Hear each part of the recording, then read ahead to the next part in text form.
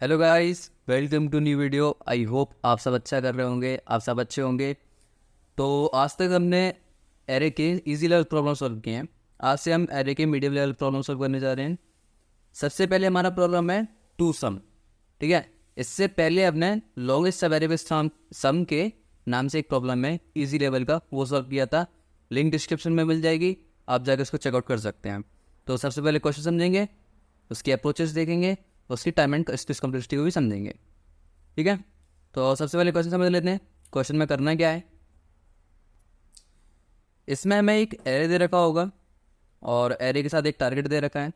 तो हमको एरे में दो नंबर्स का कॉम्बो बनाना है और उन दोनों का ऐड कराएंगे। इफ़ अगर वो टारगेट इक्वल आ रहा है तो उसके इंडेक्सेस को रिटर्न कराना है। ठीक है, जैसे कि इसमें हम क्लियरली देख सकते हैं 2 और 7 को ऐड करेंगे तो सम टारगेट हमको मिल रहा है, 9 आ रहा है। ठीक है, तो इसके इंडेक्सेस को हम रिटर्न कर देंगे। और ज़रूरी नहीं है कंसेक्यूटिव हो, अलग अलग भी हो सकते हैं। मान लेते हैं कि यहाँ पर ये 17 होता और यहाँ पर ये 7 होता है ना, ये 7 होता। तो अभी 2 और 7, अब इन दोनों के इंडेक्सेस को रिटर्न करना है। मतलब हम एट द एंड रिटर्न क्या करेंगे, वेक्टर रिटर्न करेंगे जिसमें 0 और 0 1 2 3 0,3 ये चीज़ हम रिटर्न कर देंगे। ठीक है, क्लियर है क्वेश्चन। अब इसकी अप्रोचेस देख लेते हैं। इसमें करेंगे क्या, सबसे पहली अप्रोच हमारी ब्रूट फोर्स। ब्रूट फोर्स में क्या करेंगे, ब्रूट फोर्स में हम दो लूप चलाएंगे एक के अंदर एक। पहला एक लूप चलाएंगे इस पॉइंट से लेके और दूसरा लूप यहाँ से लेके आगे तक, मतलब इसके 1+ से करके आगे तक, कि जो हमारा 9 टारगेट है और हमको ये चीज़ मिल रही है। अब अगर उससे हम माइनस कर दें टारगेट से, इसको माइनस कर दे तो हमको बाकी चीज़ रिमेनिंग को ढूंढना है। ठीक है, या फिर दोनों को प्लस करके इक्वल इक्वल टारगेट के चेक कर लेंगे और इफ अगर इक्वल आ गया तो उसको रिटर्न कर देंगे। क्लियर है ये चीज़, क्लियर है क्या। कोड लिख लेते हैं, कोड के साथ समझते हैं, समझ में आ जाएगा। सिंपल सा अप्रोच है। दो लूप चलाते हैं for int i is to 0 से लेके i smaller than nums dot size. Nums हमारा एरे का नाम और i++। ठीक है, अब इसके अंदर एक और लूप चलाते हैं for int j is to 0 से लेके j is smaller than nums dot size और j++। अब इसमें एक मिस्टेक है। क्या मिस्टेक है, हमको j को 0 से नहीं चलाना है, j को चलाना है कहाँ से, i+1। मतलब अगर i यहाँ पर है तो बाकी का दूसरा पार्ट ना हम यहाँ से इसके बीच में ढूंढेंगे। अगर i यहाँ पर है तो ये तो ऑलरेडी चेक हो चुका है इसके लिए, तो यहाँ से लेके यहाँ तक ढूंढेंगे। ठीक है, तो j को ना 0 से नहीं, यहाँ पे i+1 से चलाना है। Got it. अब इसके अंदर क्या एक कंडीशन लगाते हैं, if nums of i plus nums of j equal target, अगर दोनों प्लस होके टारगेट के इक्वल हो रहे हैं तो रिटर्न कर देना सिंपल सा, रिटर्न i, j। ठीक है, ये इफ का बंद और ये फॉर को बंद, ये दूसरे फॉर का बंद। सिंपल कोड था, खत्म हो गया। और ये सबमिट क्यों, एक प्रॉब्लम आएगी सबमिट होने में, क्योंकि एक मतलब जो फंक्शन है उसके लिए रिटर्न करने के लिए कुछ होना चाहिए, क्योंकि ये इफ़ कंडीशन में लिखा हुआ है। तो रिटर्न सिंपल से कर दो। बट हमारे क्वेश्चन में क्या दे रखा है कि हमको ये एज्यूम करना है कि एक सॉल्यूशन ही रहेगा उसमें। ठीक है, ये चीज़ एज्यूम करके चल रही है कि एक सॉल्यूशन उसमें प्रेजेंट है। ठीक है, और एक ही सॉल्यूशन प्रेजेंट है, तो सिंपली वो इफ कंडीशन में आके रिटर्न हो जाएगा। और ये जस्ट हमने फंक्शन को, कोड को बताने के लिए कि हाँ हम कुछ रिटर्न कर रहे हैं at the end if condition false हुई तो भी। ठीक है, तो ये चीज़ कंप्लीट हो गई। अब इसकी टाइम एंड स्पेस कॉम्प्लेक्सिटी को समझ लेते हैं। टाइम कॉम्प्लेक्सिटी, एक फॉर लूप साइज तक चल रहा है, दूसरा फॉर लूप ये भी ऑलमोस्ट साइज तक ही है, तो big O of n square, big O of n square. कोई स्पेस यूज़ किया क्या हमने, कोई स्पेस यूज़ नहीं किया। Space complexity big O 1, time complexity big O of n square, space complexity big O of 1। ठीक है, ये चीज़ हो गई। अब अप्रोच 1 समझ में आ गई होगी। अब दूसरी अप्रोच की तरफ बढ़ते हैं, इसको बेटर करते हैं, इसको ऑप्टिमल करते हैं, थोड़ा सा बेटर अप्रोच देखते हैं इसकी। ठीक है, तो पिछले अप्रोच में time complexity big of n square थी। अब इसका मतलब हमको बिग ऑफ n में करना पड़ेगा। ठीक है, अब बिग ऑफ n में करने के लिए हम क्या कर सकते हैं, हम इसको क्या करें कि लूप चलाएं और इसके पिछले एलिमेंट्स को हम स्टोर कराते जाएं। स्टोर काय में कराएंगे, हैशिंग करके मैप भी स्टोर करा लेंगे, और पिछले एलिमेंट्स को स्टोर कराते हुए हम आगे बढ़ते जाएं और टारगेट में से नया एलिमेंट को माइनस करेंगे, तो हमको पुराना वाला एलिमेंट में से ढूंढ लेंगे कि इफ़ अगर वो मिल रहा है कि नहीं। समझ लेते हैं, लिख के समझते हैं। अब क्या करें कि सबसे पहले लूप चलाएं। ठीक है, अब चेक करें क्या ये टारगेट में से माइनस करेंगे क्या। जैसे 9 - 2 किया और चेक किया क्या 7 प्रेजेंट है इसमें, क्या 7 प्रेजेंट है इसमें। तो अभी हैश मैप में कोई प्रेजेंट नहीं है, तो इसको आगे बढ़ा देते हैं और इसको स्टोर करा देते हैं इसके इंडेक्स के साथ। ठीक है, इसका इंडेक्स क्या हो जाएगा, 0। अब 11 और 9 में से 11 माइनस करें तो क्या आता है, -2। -2 क्या प्रेजेंट है, नहीं प्रेजेंट है। तो ठीक है, 11 को स्टोर करा देते हैं उसके इंडेक्स के साथ और आगे बढ़ जाते हैं। 17, 9 - 17 माइनस का 8, -8 का प्रेजेंट है, नहीं प्रेजेंट है, तो स्टोर करा देते हैं सिंपल सा 17, उसके रिस्पेक्ट में उसका इंडेक्स, आगे बढ़ जाते हैं। अब 9 - 15, 9 - 15 इज -6, क्या -6 हैश मैप में प्रेजेंट है, नहीं प्रेजेंट है, स्टोर कराओ इसके इंडेक्स के साथ। 3, आगे बढ़ गए। 9 - 7 इज 2, क्या 2 प्रेजेंट है, हाँ प्रेजेंट है, तो 2 प्रेजेंट है, इसके साथ हमारा इंडेक्स भी है इसका, तो इसका इंडेक्स और ये पर्टिकुलर पे अभी हम हैं, तो दोनों का इंडेक्स हमारे पास है, हम दोनों को रिटर्न करा सकते हैं। इंडेक्स क्या, हम इसके वैल्यूज़ को भी रिटर्न करा सकते हैं। ठीक है, दोनों चीज़ें हो सकती हैं। अब इसका कोड लिखते हैं, तो आपको अप्रोच समझ में आ गई होगी। अब कोड लिखते हैं, कोड के साथ समझते हैं। क्या करना था सबसे पहले करना है हमको अनऑर्डर मैप मानना है एक, तो unordered map int int UMP नाम से हमने कोई मैप मान लिया। ठीक है, अब क्या करना है, लूप चलाना है सिंपल सा। For int i equals to 0 से लेके i smaller than nums dot size तक i++ करते जाओ।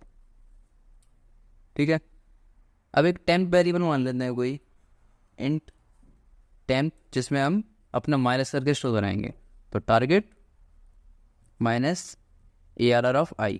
ठीक है, ये चीज़ हमको फाइंड आउट करनी है अब टेम्प को। ठीक है, इसको फाइंड आउट करना है तो सबसे पहले मैप में फाइंड आउट करिए कि प्रेजेंट है कि नहीं।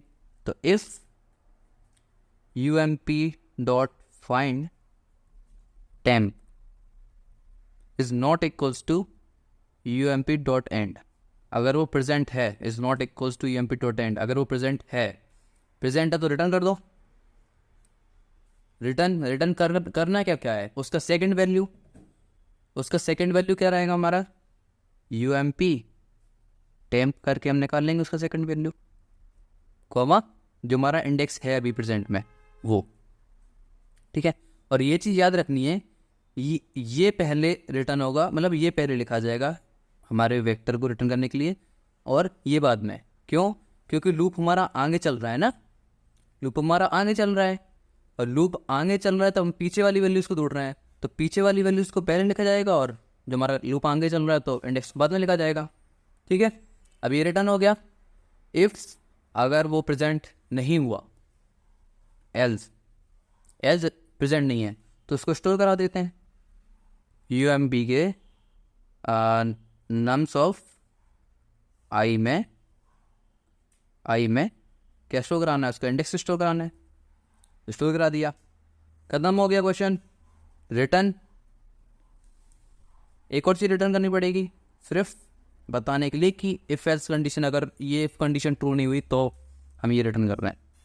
बट क्वेश्चन में क्या अज्यूम करना है कि एक सॉल्यूशन है, रिटर्न खाली ये कर दो।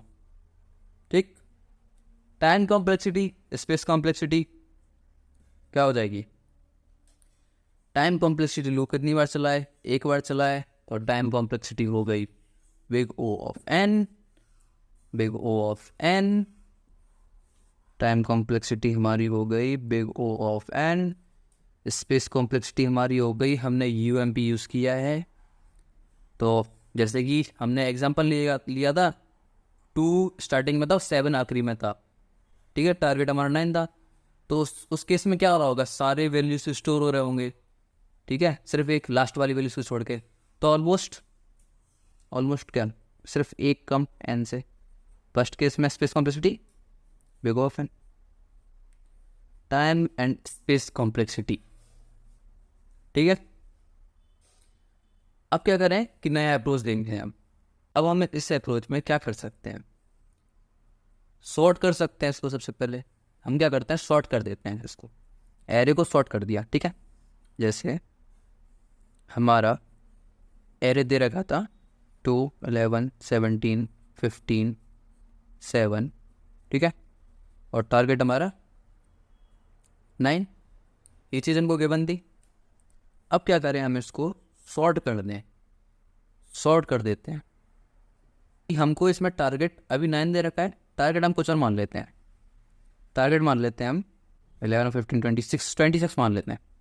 ठीक है, टारगेट हम 26 मान लेते हैं। 9 को भूल जाओ, टारगेट 26। अब हम लूप चलाते हैं 2 पॉइंटर का यूज़ करते हुए, एक हाई एक लो। ठीक है, या फिर आई को यहाँ से हटाओ, आखिरी में लगा देते हैं एच। लो हमारा यहाँ है, हाई यहाँ है। ठीक है, अब हम दोनों को प्लस करते हैं। दोनों को प्लस किया और चेक किया क्या वो टारगेट के इक्वल है या फिर ग्रेटर है या फिर स्मॉलर है। 2 और 17 क्या हो गया हमारा 19। 19 इज ग्रेटर देन 26 और स्मॉलर देन और इक्वल, तो स्मॉलर है। स्मॉलर है तो हम क्या करें कि लो को आगे बढ़ा देते हैं। ठीक है, क्योंकि हमको पता है ये सॉर्टेड ऑर्डर में आगे बड़ी वैल्यू मिलेगी। ठीक है, अब चेक करते हैं। 17 + 7 24, 24, 24 स्मॉलर है, स्मॉलर है तो हमको और ज़्यादा चाहिए, आगे बढ़ा देते हैं। ठीक, 11 + 17, 11 + 17 इज 28। 28 अब ग्रेटर है, इक्वल नहीं है। हाई को कम करते हैं। आप कहते हैं ज़्यादा बढ़ाओ, किसको छोटा चाहिए? अब 11 + 15 इज 26, इक्वल आ गया। तो हम दोनों के इंडेक्सेस को नहीं, बस इसमें यही प्रॉब्लम है कि इफ़ अगर हम सॉर्ट कर देंगे इसको, अगर सॉर्ट कर दिया तो इंडेक्सेस गड़बड़ हो गए। 7 का इंडेक्स पहले क्या था? लास्ट। अब 7 कहाँ आ गया? 1 पे, इंडेक्स के हिसाब से। ठीक है, तो इंडेक्सेस गड़बड़ हो गए। तो इस अप्रोच का यही एक नेगेटिव पॉइंट है कि इसमें हम इंडेक्सेस को रिटर्न नहीं करा सकते, इसमें हमको वैल्यूज को रिटर्न कराना पड़ेगा। ठीक है, अब इफ़ अगर हमको इंडेक्सेस को रिटर्न कराना है तो हमको जो हमने पिछला अप्रोच देखा था हैशिंग, वही यूज़ करना पड़ेगा। वो उसका ऑप्टिमल अप्रोच हो गया। ठीक है, तो इसमें हम वैल्यूज को रिटर्न कराएंगे। तो अप्रोच समझ में आगे होगी। इसका कोड देखते हैं अब सीधा। क्या करना है, सबसे पहले सॉर्ट करना है। तो sort nums dot begin comma nums dot and. Sort हो गया। सॉर्ट के बाद क्या करना है, 2 पॉइंटर मानने हैं, इंट लो इज टू 0 और एक को हम हाई पे रख रहे थे, मतलब एंड में रख रहे थे। High is to nums dot size -1। ठीक है, एक को एंड में रख दिया, एक को पहले रख दिया। अब लूप चलाते हैं।